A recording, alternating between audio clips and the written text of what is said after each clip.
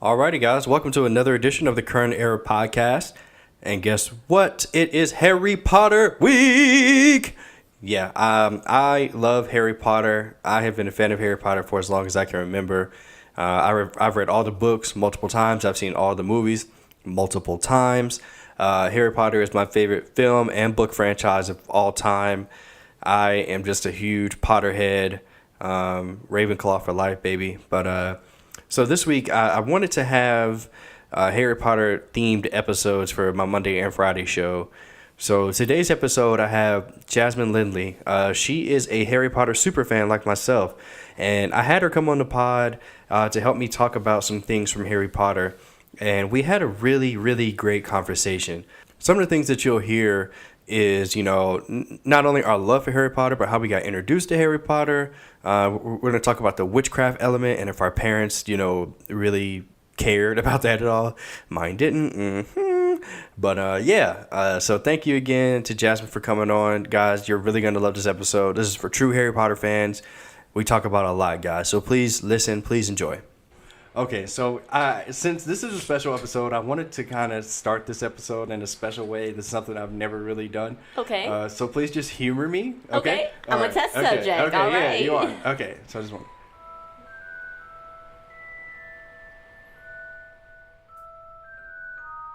I'm in love with this song, so I just want to play it. This is classic. I know. Like this is actually my ringtone. Oh. This is Ooh. Okay. a real fan. Yes. All right, guys. So we're here to talk about some Harry Potter, obviously. So first question for you: what book or movie did you see or read first? Like, how did you even get introduced to the Harry Potter series? Okay, so when I first got introduced to Harry Potter, it's kind of bad in a sense. Okay. Be honest. I was in 4th grade, and what I was I was actually running our 4th grade book fair. Okay. And book You stole fair, the books. you had to be the kid that bought something from the book fair. Sure. If you weren't, that's just how it was. And I saw the book, and there was actually 2 versions. Mm-hmm. It said Sorcerer's Stone, Philosopher's Stone, and Right. I'm like, I want to read this. Mm-hmm. Like, this kid is on a broomstick, but yet it's a kid. Mm-hmm. So there's a story behind this, and I need to get into it.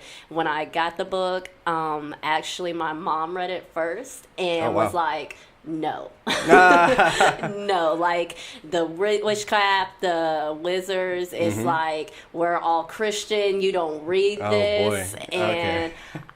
I was like, I have to read this. Right. Like, you're telling me I can't? I got to read this. And it's what started it. I read The Sorcerer's Stone, and I fell in love. It was a constant, what's next? Mm-hmm. How are they going to grow up into this? Are they going to continue in school? Are they going to be like, this isn't for me. I don't want to be this. Or is Voldemort going to come back, Ma'am, we do not speak his name. Okay, so did you see any of the movies first, or were you exposed to the books first? The books first. Really? Yes. Oh, okay. Yes, okay. I was one of the ones that actually read the books and then saw the movies. Oh, okay. So mine's like the exact opposite. So like, my mom, she got me into the series as well, but I didn't get exposed to the books until after the movies that came. Well, the first 2 or 3. Okay. So my mom is a fanatic. She loves Harry Potter. She reads all the books Oh my goodness. multiple Complete times. opposites. Yeah, right. Yeah. So yeah, she introduced me to the series, and one of the things that she loved about Harry Potter was the story, like the lore of it. Right. So I mean, Hogwarts, Diagon Alley, Azkaban prison. She loved all of that. That's awesome. But the first movie I remember seeing was Harry Potter and the Prisoner of Azkaban, and that came out in 2003, 2004, Yeah. something like that. So I saw 1, 2, and 3 in theaters before I had even known that they were books. Like I was just like, oh, this is some cool movies. You like to see this? Yeah. I mean, but keep in mind, in 2003, I was 10 years old, so. Right. I didn't want to read books. I'm a 10-year-old boy. Like I want to movies. go play. Yeah. But and then I actually went back and read all of the books multiple times, and now I'm just a huge fan. But so what's something that made you love the series? Like Harry Potter for me, it's like holds a special place in my heart. So like what's one of the things that made you love the series? I think it has to be Harry's determination because he started off so young and knew nothing of what was even going on. He thought that things in his life, you know, that were happening to him weren't normal, but Right. how does he talk about it? Sure. You know, so just him as a person and then seeing him grow and develop. His journey. It's like, to me, personally, everybody goes through that. Sure. And that's what made me hold on to it as long as I have, because it's just like, we all have that journey. Absolutely. And Harry Potter's journey and the shit that he goes through. Right. And then be like, I'm Harry Potter though. Like, I'm still alive. Like, you know, like, I went through some hard shit, but I'm in the next series. Yeah. Harry Potter is just a fantastic collection of novels. I mean, J.K. Rowling, She's shout awesome. out to her. She's awesome. I mean, the way she portrays my everything, goodness. the imagination, the fantasy, everything she does, she writes, is amazing. She had a whole world built into the world and made it make sense and made it work. And there were things that she put in book 1 that didn't get resolved until book 7. Yes. Stuff like that. Like, I'm a sucker for that kind of stuff. Yes. You know what I mean? Like, Because it keeps you going. Because you're like, what is that? Whatever happened though? Is it going to is it going to answer my questions? First of all, like, I'm not going to forget. So, Exactly. like, you know, like, if you put it in book 1, I'm going to, all right, book 2, oh, okay, all right, book 3, okay. what happened? Okay. Book 4, and then 7, oh! Here it is. This is what it is. Yeah, I love her. So, as far as some of their characters, there's a plethora of characters in the Harry Potter, universe. So, who are some of your favorites that you like to read about or watch on the films?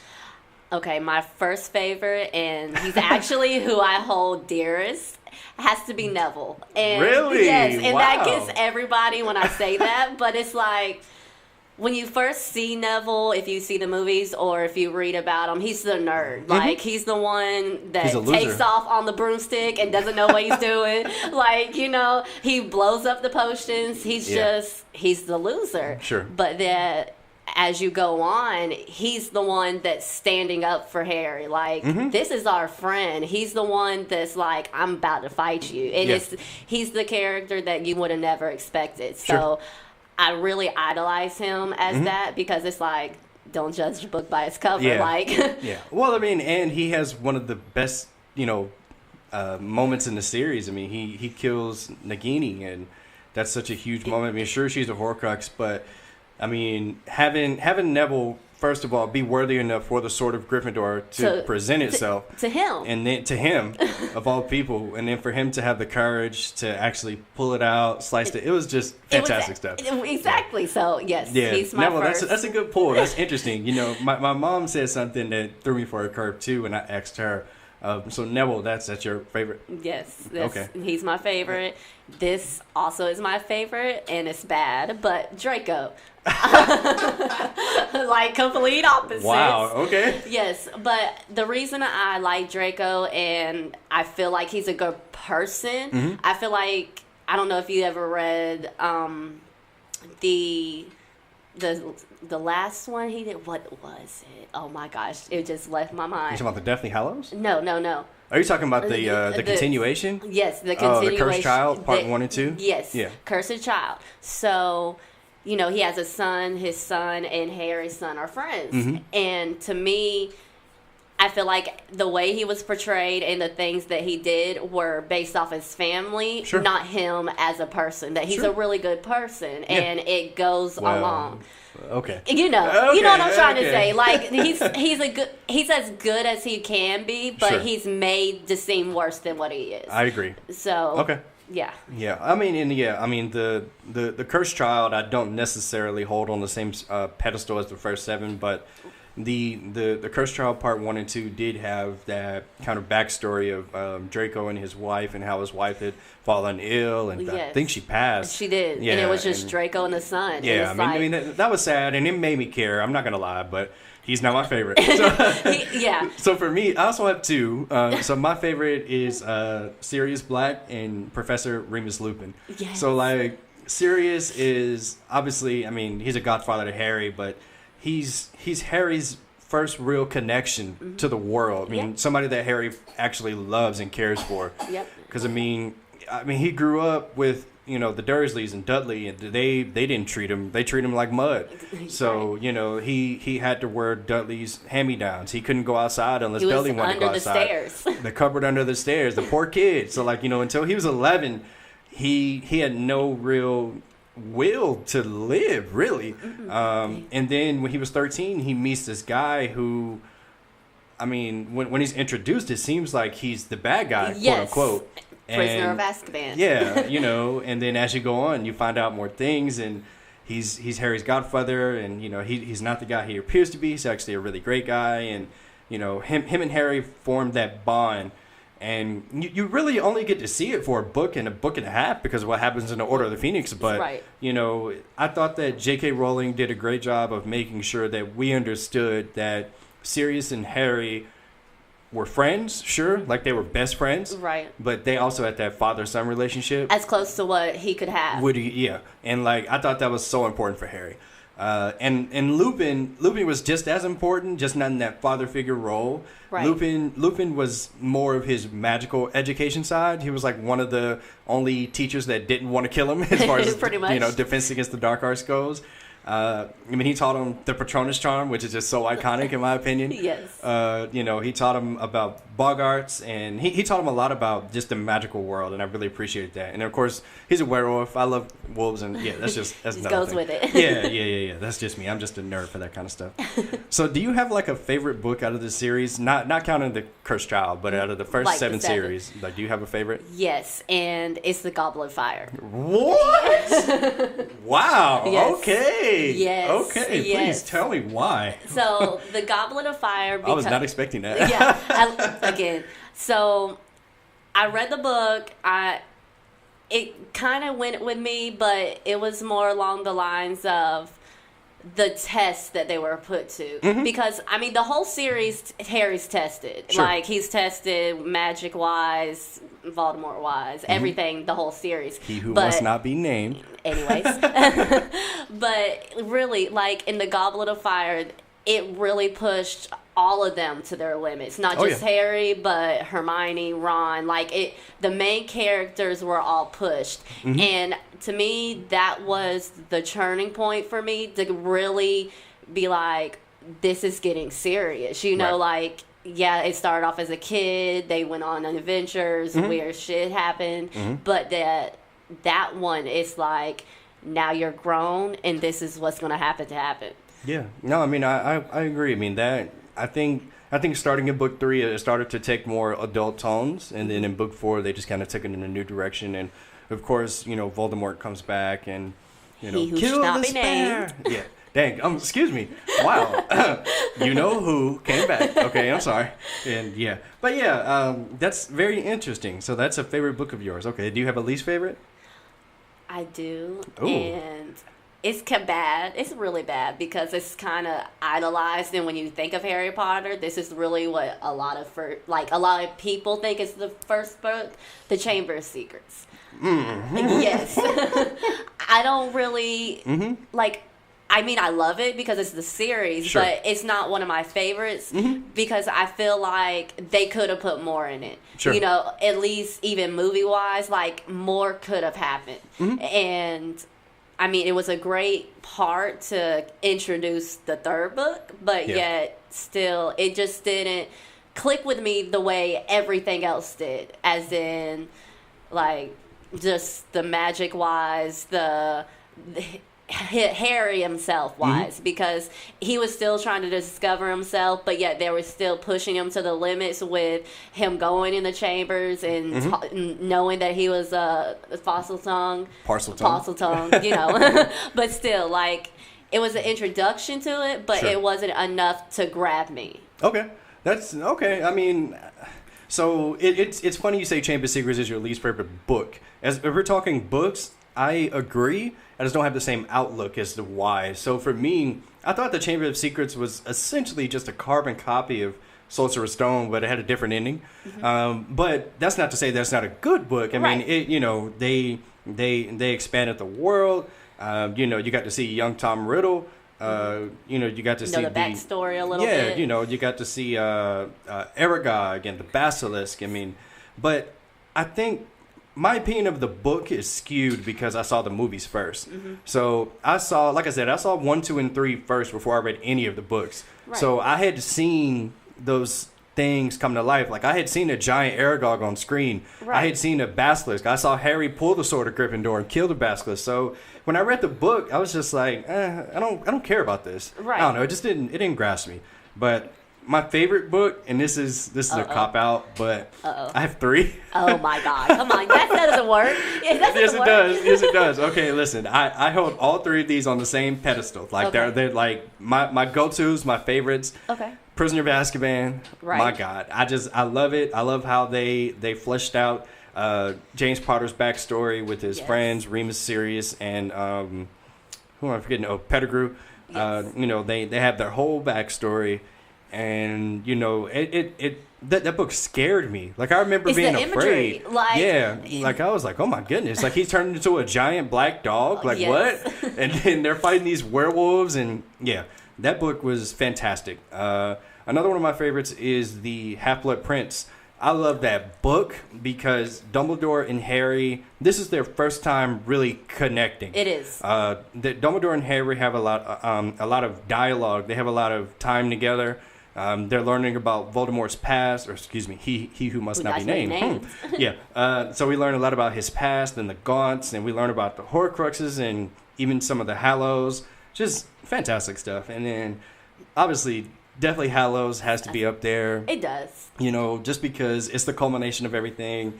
When I was talking to my mom about this, I made the joke that like it's like the Avengers. I mean, you see all these movies and all these books, and it's just a build up to this final thing. The final fight. It's just fantastic stuff. I'm just such a huge fan. But let's talk a little bit about the movies. So I wasn't a huge fan of every single movie. I can agree. I think the weakest installment out of the movies, and there's 8, I think Half-Blood Prince was awful. I can agree. I mean, honestly, that was going to be my worst one. Really? Okay, yeah. I mean, I don't think that they stuck to the book a lot. The Gaunts weren't in it, so we didn't learn about Tom Riddle's mother. We didn't learn about his father. We didn't learn about his ancestors or where he came from. That's like a huge part of the book for me. Yeah. But it's what makes the book make sense. Yeah. And it's not in the movie. So the movie, you're watching it, you're like, it's going, but where's all this that brings it together? Yeah. Do you have a least favorite movie? My least favorite movie. You just said Half-Blood Prince. Half-Blood Prince. I don't really have another one besides that, just because of the same aspect. Like, I read the books first. So watching the movie, I was so disappointed. I'm like, I just read the entire history. Like, why is this left out? Like, we should be knowing this to know the next movie. Yeah. Like, so that would be my least favorite. So what about your favorite then? Oh my gosh. Oh my God. I don't know if let me think. I gotta have a real good favorite. Okay, well, why do you think I have my favorite ready? What's your favorite? So my favorite movie is Order of the Phoenix, and it's really good. Yeah, but really it's just because when Dumbledore walks out of that fire and he talks to you-know-who, and he's like, you shouldn't have come here tonight, Tom. Yeah. And they start to fight. It's on. Oh, it's on. Like, I'm just like, let's go. I love that movie. I love the actress who portrayed Professor Umbridge. She was fantastic. I absolutely hated her character, which is what I was supposed to do. I mean, I love Dumbledore's army and getting to see them train. It's just one of my favorite movies. I really, really love that movie a lot. Yes, I can agree with that one. She did do awesome with her character because you watch the movie and you're like, she needs to leave. Yeah. Like, she's ruining everything. I don't want to watch it because of her. Exactly. Like, so she did awesome.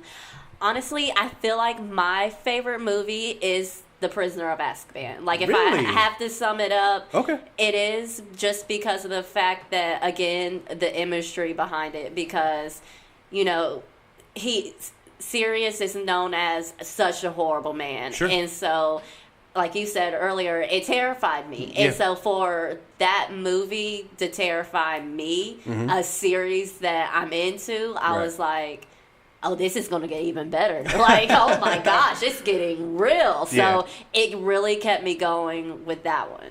Yeah. You know, it's I have mixed emotions about the Prisoner of Azkaban movie because obviously the book, I love it. It's one of my favorite books, but I felt like in the movie they didn't go into depth about much as far as backstory. They kind of cut all that out. Yeah.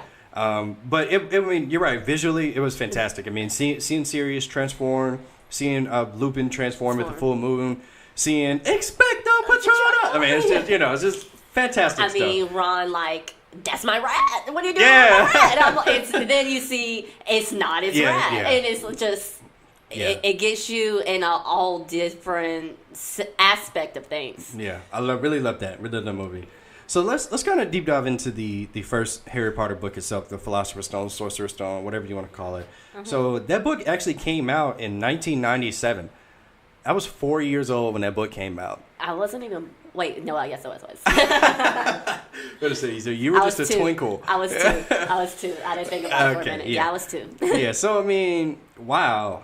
I mean, 1997 is when the book dropped, and I was talking to my mother about this as well. She actually got introduced to the series because a friend of hers at work asked her to read it. My mom's into fantasy, and she reads books like crazy, so then she brought it to us. But one of the things that came out of the first book release was that witchcraft thing you were talking about earlier. So obviously your mother didn't want you to read it because of that. It was, and the crazy part is my grandpa did. Your grandpa did want you to read it? Yes, because he was actually, me and him used to have Harry Potter nights. Okay. And we bought, I had the whole series of the books, and he actually read the first one, and he was like, Jazz, are there movies to this? Because my grandpa's not a reader. Okay. So he's like, are there movies? And so I'm like, yeah, there's movies. Right. And so we used to have Harry Potter night, and we just sit there, watch all the movies, and we just have to put them up before my mom got home. Jeez. Yeah, it's weird. I remember in elementary school, there was a petition to ban these books because of that witchcraft element. We live in the South, obviously, so the South is very we don't do that. Sure. Let's put it that way. That. Yeah. So, I remember that my mom bringing them home to me, and Mom, if you're listening, I never thought that I was going to be developed or enveloped by witchcraft. I didn't think that the book was taking a hold of me or not like that. It's not like that. It's just a book, and I feel like a lot of people should have just looked at it that way. But, I actually knew kids that couldn't read this book because of that. And, I felt bad. I was like, that sucks. This is great. This is awesome. Let me tell you about this chapter. Yeah. Yeah. I always felt bad for those kids. See, I guess I was kind of upset with the whole witchcraft side of it because yet a lot of people still celebrate Halloween. They dress up as witches, it's okay for the witches with green faces and pointy hats. It's okay for wizards with long white beards and things like that. But yet you put it in this book and it's normal kids. You have mudbloods with non-magical parents, and it's okay.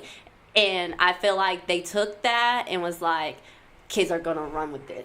They're going to relate to it rather than looking at it as the positive side. Some kids need to see this. Sure. Some kids need to have that fantasy hey, anything can happen to you. And that's how I took the Harry Potter series. Normal kids going to school that just happen to be a magical school, doing it's just a crazy coincidence, right? Right. Oh, I got a letter. I'm still waiting for my letter to this day. Yeah. Dumbledore. I'm on a time limit. I'm going to end up just being a teacher. So when I originally read the books, I saw the first 3 movies, and I went and read the first, I think 5 books were only out at that time. So when I read The Sorcerer's Stone, I felt, even though I was a kid myself, I kind of felt it was a little kiddie. It was a little...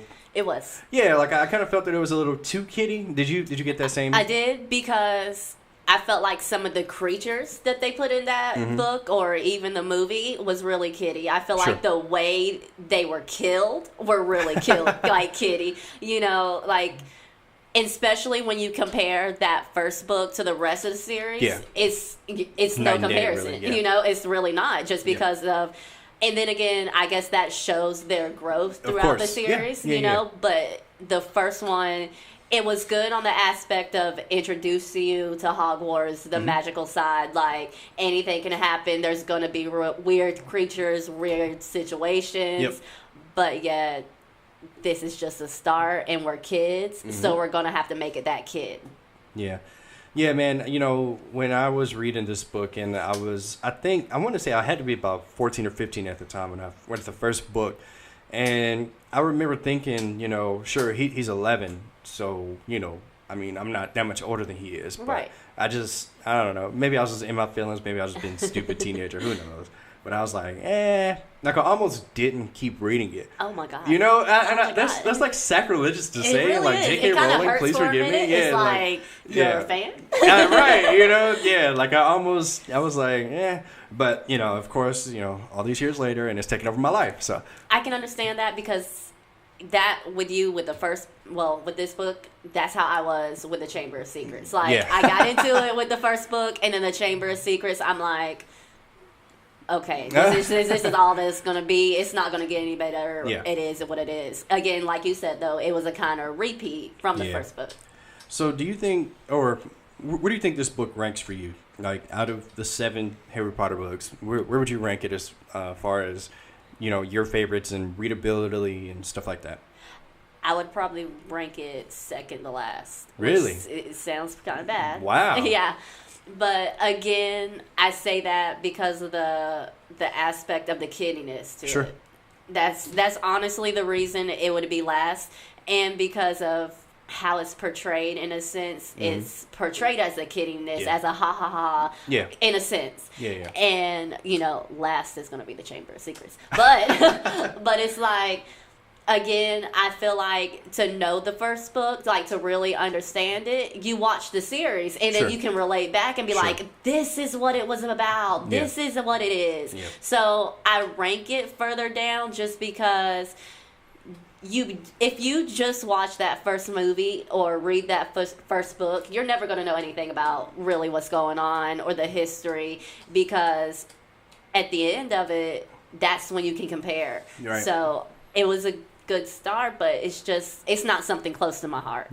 No, hey man, I mean, you know, to each his own.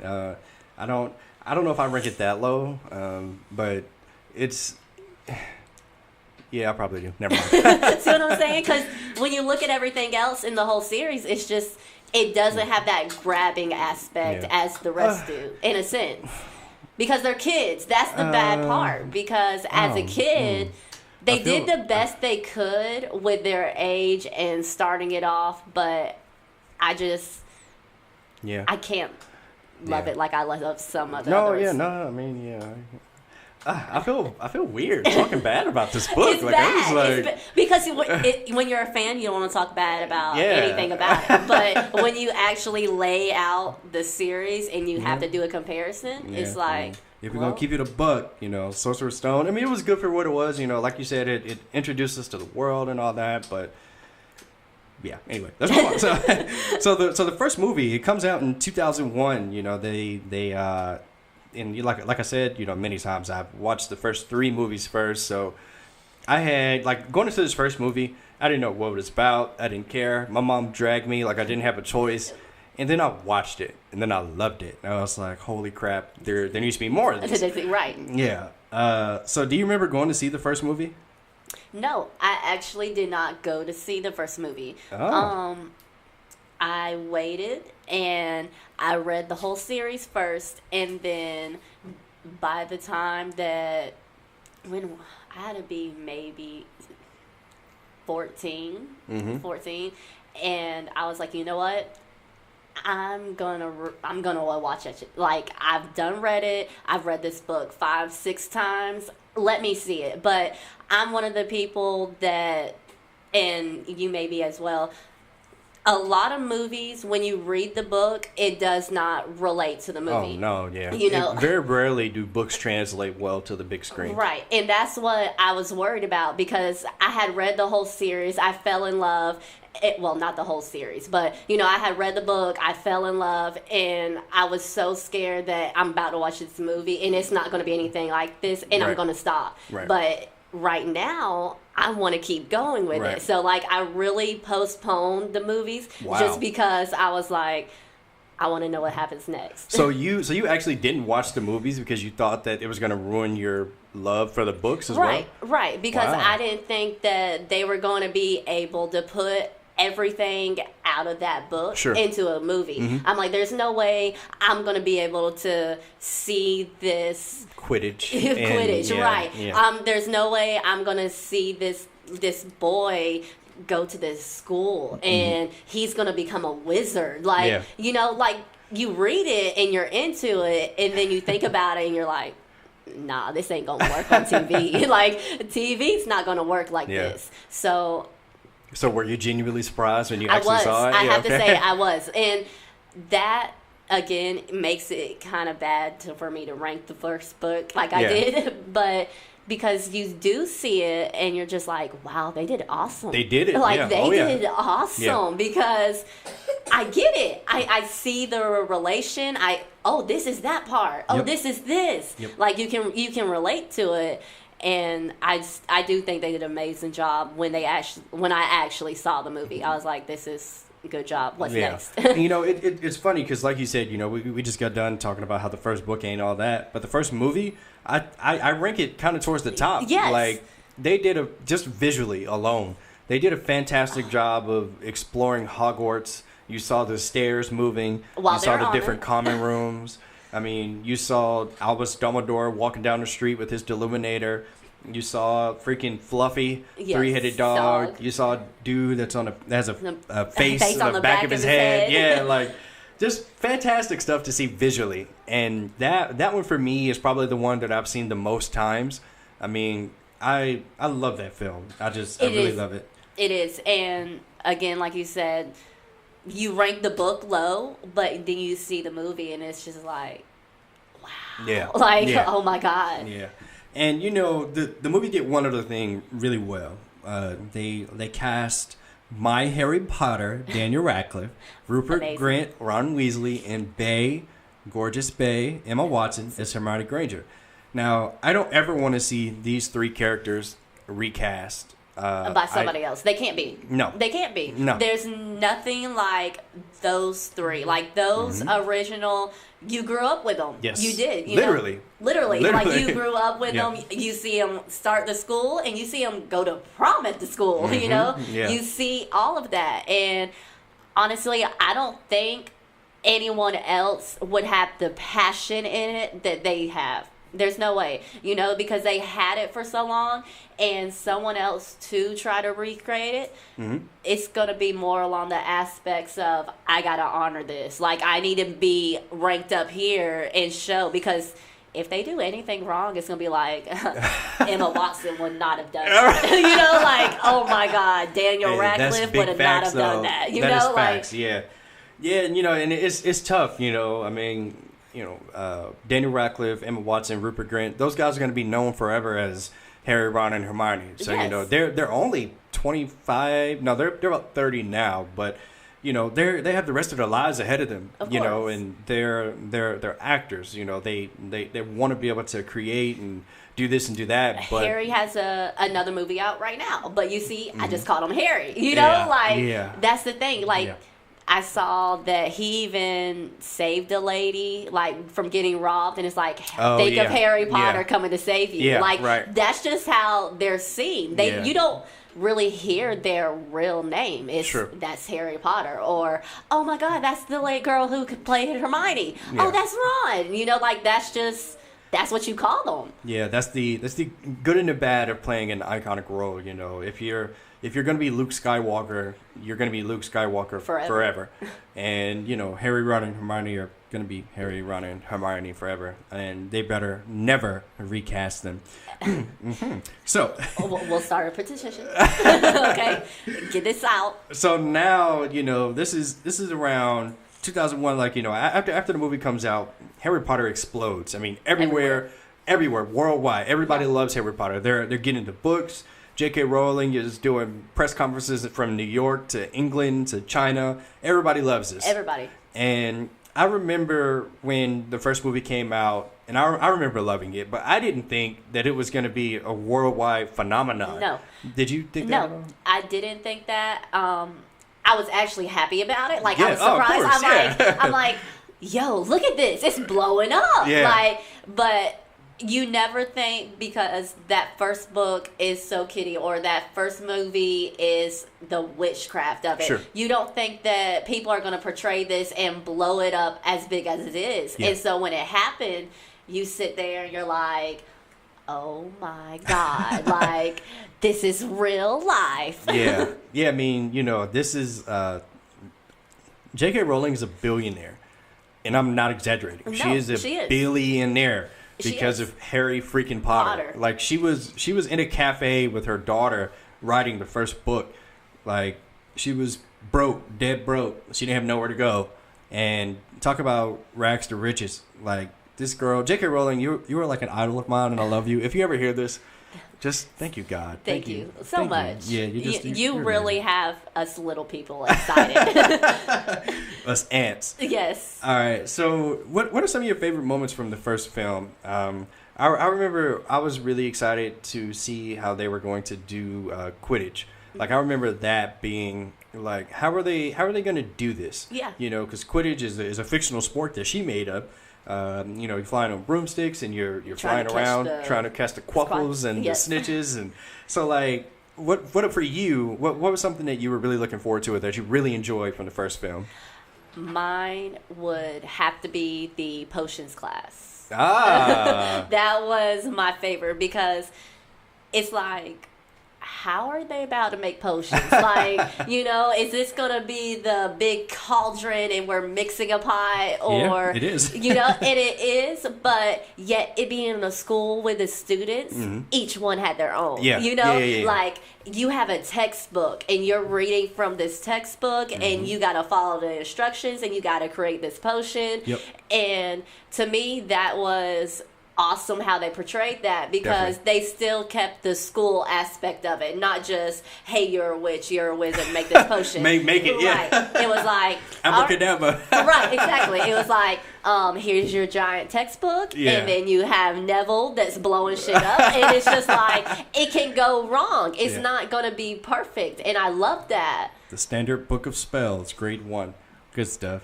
So I just have a few follow-up questions for you. I know I've been keeping you for a while, so I feel like we haven't given enough love to Alan Rickman, who portrayed Professor Severus Snape.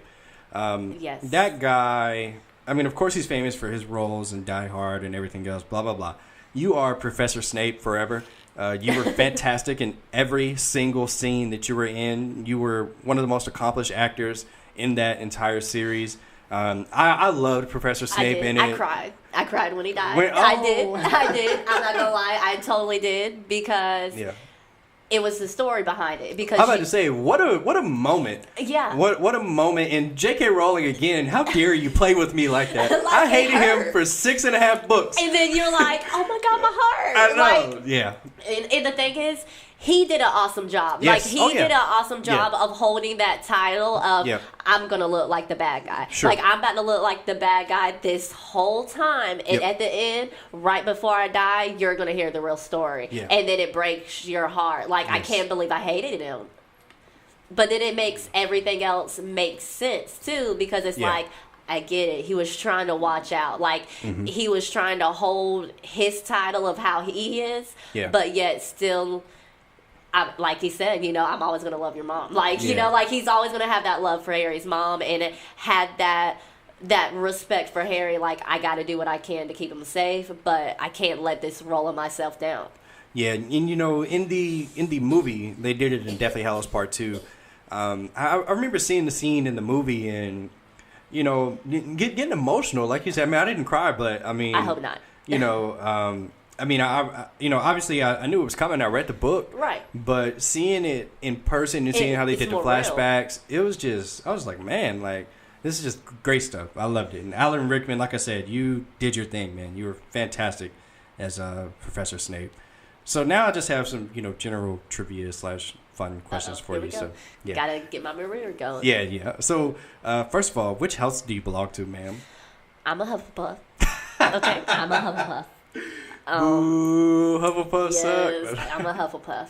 But it's kind of crazy because, Hufflepuffs and Slytherins kind of get along in a sense. I'm a Ravenclaw, so yeah, like they actually get along.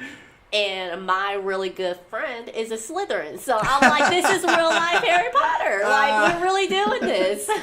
That's hilarious. Can you name any, like, notable characters from your house? No. Besides Cedric? Yeah, I was going to say no. Besides, and, they kind of killed him off. So, yeah. Beside him, no. No, okay. So, if you had a chance to choose one of the 3 Deathly Hallows, which one would you choose? And why? Sheesh. I know. Like, that's the hardest question I think I've ever been asked. That's great. I asked a hard-headed question, so you heard it here first. You did. Like, that was the first one. You go first. You have to answer first, because I got to think about this one. Because it hurt. I don't know. I don't know if I could. Oh, my God. Well, I mean, if you choose the Resurrection Stone, they're just going to come back as zombies. So I know, to me, that's what I'm out. saying. Like, I mean, the Elder Wand is just going to cause problems, and people are going to try to kill you unless you're Dumbledore. But the thing is, I feel like all of them have that butt to it. Sure. They all do. Yeah. Honestly, I would like to have the Elder Wand. Elder Wand? I would like to have the Elder Wand. But I feel like I want it just because of the power that's behind it, not to necessarily use it. Sure. But honestly though, not because Harry broke it and threw it off the bridge. All right. So that was in the movie, and I was like, "What the hell just happened?" Because that's not what happened in the book. That's what I'm saying. Yeah. And so it's 2 different things, but in the same sense, it was gone, and it's but who's to say that if she ever was to make another book again, or if anyone was to ever recreate Harry Potter, that someone's not going to try to portray to make a new one, and it'd be even worse. Yeah. So, in my sense, I would like to have the wand just to be like, can't nothing else happen. It's over with. Here it is. It's it. So you're gonna end the war of man and with yeah, boo pretty boo much. boo. Pretty much. So we kind of touched on it a little bit earlier with the Professor Snape reveal. Did you see that coming at all? No. I was about to say no. So from book 1, 2, 3, 4, blah blah blah. I mean, there were moments where he appeared to be a good guy, sure. Right. But there were moments where he appeared to be the bad guy too.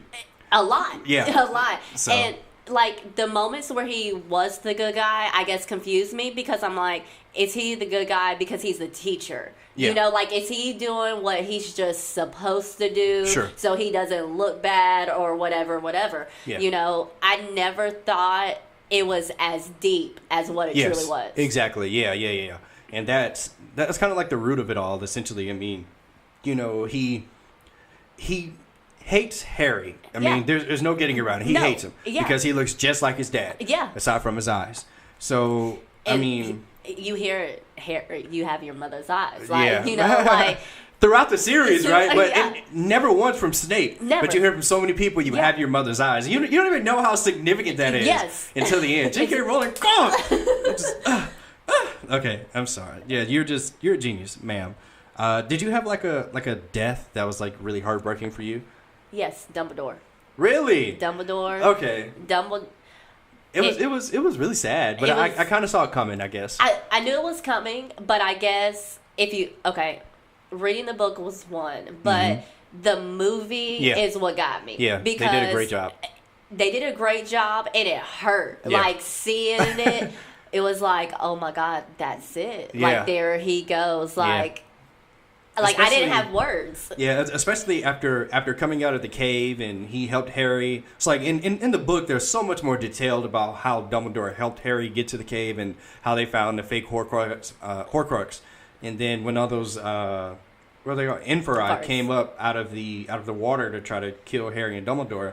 In the movie, you see the scene where Dumbledore's twirling his wand of fire. That's just so cool. I mean, you just see how much of a badass that he is. Right, because he really doesn't portray his power that much. No, he doesn't. No. He doesn't. So when you actually see it come from him, it's like, yo. Yeah. Like you know immediately, like, basically anytime that he shows his power, you know that, all right, he's not to be messed with. Right. And then in the end, he has to die. He's dying anyway. He is. He's dying. You know it's going to happen. You know it's coming.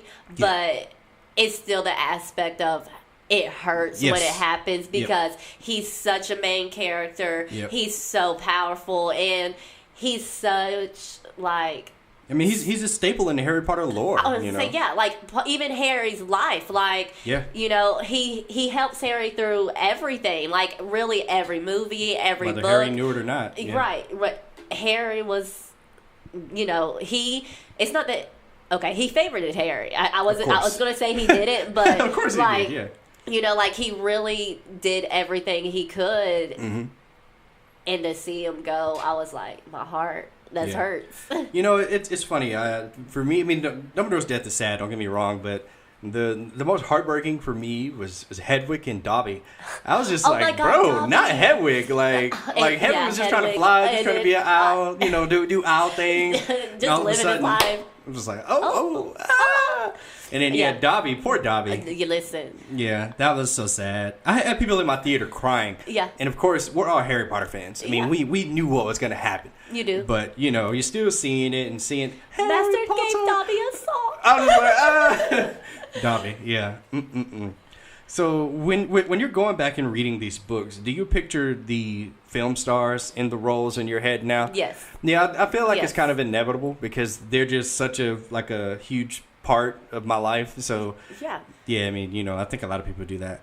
I don't feel like it's right if you don't, because it's them. If you are the fan and you've seen it all, when you reread it, you're like, okay, oh my God, Emma Watson. It's just, you automatically put them in that spot. Definitely. And final question for you. The first Dumbledore, he only did the first 2 Harry Potter movies, and he passed away from cancer. And then in the final 6 films, Michael Gambon came on to portray Dumbledore. Yeah. Did you think Harry Potter series was in trouble because they lost such an important character? No, I actually didn't, because I knew that he was a main character, but Harry Potter was so big, they were going to have to do something to match it. Like, they were going to have to find somebody able to still hold this title and keep doing it. So I didn't think it wasn't in trouble. Yeah. And I think he did a great job being Dumbledore the rest of it. But now if he would have just died off and they would have just left it like that, I feel like there may have been a change to the rest of the books. Well, there was no way that they were going to continue the series without a Dumbledore. Right. So, they were going to get somebody. Yeah, they were going to get somebody. But, yeah, I don't know. Initially, I wasn't the hugest fan of him. I thought that he was a little rough around the edges. I was like, hold on, man. Dumbledore is very reserved. He doesn't raise his voice, and I remember him yelling a lot in books 3 and 4, or movies 3 and 4. But, he got it together, and, I appreciated him as Dumbledore later. But, yeah. So, last thing I have for you, I have no more questions. Okay. I do have a small trivia session for you. Oh, okay. Okay, so I'm going to play you a clip from some of the movies. Okay. All you have to do is tell me either which movie it's from or tell me the scene that is happening in. Okay. This is going to be fun. Okay. First clip is coming up now. So, has anyone seen a toad? A boy named Neville's lost one. This is when they're first on the train and they all meet each other. I know, it's so cute. They're all so cute. The boy Neville. And then you have Ron, do you have the ska? Harry's leaning up. Yeah, that's when they first saw me. And then Hermione, my mom's favorite line in this is, "You've got dots on your nose, by the way. Did you know?" Did you know? Yeah. I love Hermione. Because she's so smart and she's so witty about it. Oh, yeah. All right, next one. You lost me, my servant! Oh, that's when he gave Dobby the sock. That's easy. You lost me, my servant, because Dobby got a sock. Yeah. You shall not harm Harry Potter. Yes. Okay. Let's see if you know this one, Smarty Pants. Turn to page 394. Yeah, I mean, true Harry Potter fans, that's the easy one. That's the softball. I just love it, and I had to include it. So you already know. As soon as you hear it, 394. There will be no foolish wand-waving or silly incantations in this class. As such, I don't expect many of you to appreciate the subtle science and exact art that is potion-making. That's still his class. Oh my God, what is it? Uh-oh, she's struggling, guys. She's struggling. The thing is, I know it. Because that's when he just opens the door, he walks through. What movie is it from, though? Oh my God. Because I can see it. The entire Harry Potter world that listens to this podcast is like, what is she doing right now? I know. Everybody's so hating me. They're like, she's not a real fan. Oh my God. You give up? I do. This is from Harry Potter and the Sorcerer's Stone. This is Snape's first scene in the movie. See, I said he walked through. All right, last one. This is one of my favorites. It's so classic, so hilarious. Fine day, Sunday. In my opinion, best day of the week. Why is that, Dudley? Because there's no post on Sundays. Right you are, Harry. Because there's no post. No post on Sundays, baby. I hated that family. Like, you know what? Like, just here. Like, okay, that's really why I didn't say anything. Because I'm picturing the fat uncle sitting there. And I'm just like, they treated Harry so bad. There's no post on Sundays. Yeah. You know, because Harry kept getting the letters. And you can't get letters on Sunday. Yeah, or so they thought. So, and then they are magic. Yes. All right. Well, Jazmyne, thank you so much for coming on. You were a fantastic guest. We had a fantastic conversation. We both love Harry Potter. So hopefully people that listen will enjoy this. Thank you again. And if you haven't seen it, please see it or read it. I mean, if you haven't, I'm not talking to you. If you haven't seen it, that's your problem. And we just spoiled everything for you. So see it and watch it and read it. Read the books. The books are better. They are. All right. Yes. Thank you again to my guest, so Jazmyne. much. All right, guys. All right. Jazmyne, thank you so much for coming on the Current Era podcast. Everybody, thank you so much for listening. This is just one of the Harry Potter episodes I'm going to have for you. This coming Friday, I'm going to have a very special episode with some very special guests. My mommy. I'm going to have my brother on as well.